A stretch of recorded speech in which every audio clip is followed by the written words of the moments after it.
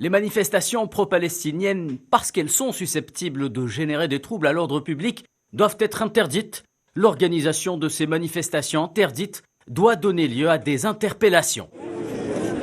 Malgré l'interdiction la veille de la part de Gérald Moussa Darmanin, ministre de l'Intérieur, les Français n'ont pas hésité à battre le pavé pour clamer leur soutien à la Palestine.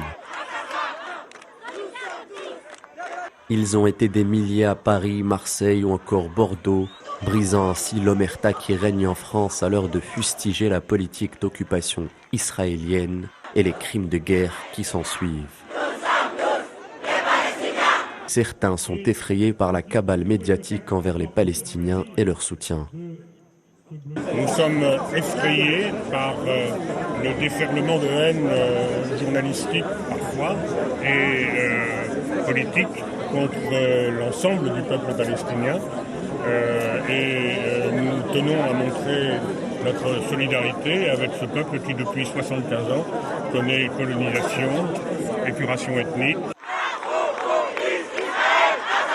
Macron complice, Israël assassin, c'est l'un des slogans scandés par les manifestants. Une France officielle qui serait complice active de l'assassinat systématique des civils palestiniens.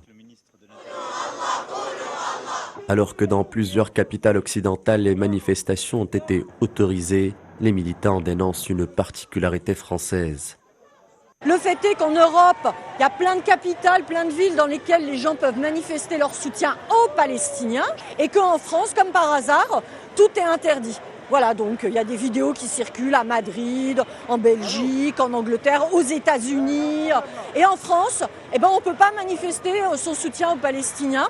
Par contre, les manifestations pour Israël, elles sont autorisées. La France, dont l'élite médiatique et politique est imprégnée de soutien inconditionnel à l'entité sioniste, se démarque une fois de plus par sa position.